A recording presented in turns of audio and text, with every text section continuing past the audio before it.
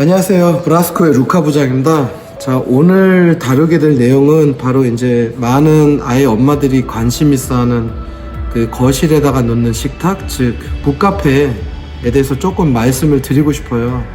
근데 좀 포지티브한 내용보다는 약간 네거티브한 측면을 한번 강조를 하고 싶어요. 그 이유가 제가 홈스타일링을 하면서 이제 여러분들을 이제 만나게 되는데 세 가지 형태의 소비자분들을 만나게 됐어요. 첫 번째는 원래 이런 북카페를 꾸미신 분들, 자, 이런 분들 같은 경우는 면역이 되어 있어요. 쉽게 얘기해서. 그래서 그 집의 아이들도 조금 북카페 생활이라고 하자면 좀 그 생활 패턴이 정해져 있어서 본인의 책을 다시 제자리에 다시 낀다든지 아니면 학교 이제 갔다 와서 책가방을 곧바로 이 거실 한복판에 내팽개치는 게 아니라 그거를 어떤 특정한 장소에 잘 놓고 엄마 말도 잘 듣고 거기서 마셨던 요구르트나 음료수도 다시 부엌 주방 쪽에다가 갖다 놓고 이런 좀 질서 있는 모습이 어느 정도 생활화가 돼 있어요.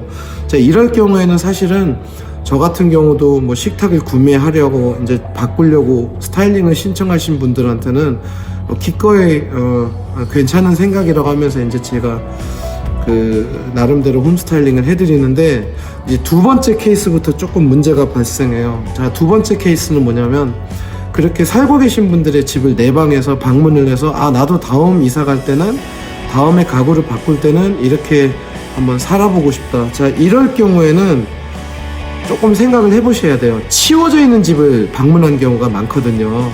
그래서 평상시의 모습이 사실 어느 정도 조금 무질서한지 아니면 조금 본인 취향보다는 좀 지저분해 보이는지 또는 집조차도 거실조차도 조금 더 평상시보다 좁아 보인다든지 막 이런 거를 예상을 못 하시는 경우가 있어요. 그래서 이제 그 두 번째 케이스 같은 경우는 그나마 좀 다행인 게 그 방문했던 집이 있기 때문에 직접 다시 방문을 하든 아니면 내방을 해가지고 아니면 전화를 해서 혹시 이거를 어떻게 문제를 풀어야 되냐, 아이들이 어떻게 하면 좀 더 깨끗하게 생활을 할 수 있냐, 이제 이런 거를 조언을 구할 수가 있기 때문에 금방 제가 말했던 그 1번 집을 따라잡거나 흉내내기가 쉬워요. 자, 마지막 세 번째 케이스. 이게 제일 이제 문제가 되는 게 이런 소셜 미디어를 통해서 뭐 인스타그램이 됐든 페이스북이 됐든 네이버나 다운 블로그 됐든 예쁜 사진을 보고 이제 무심코 따라하는 그런 집들이 있는데 제가 늘상 상담할 때도 말씀드리지만 사진을 찍는 동안에도 아이의 뒷덜미를 이렇게 잡고 사진을 찍고 그 다음에 풀어주는 경우도 있어요.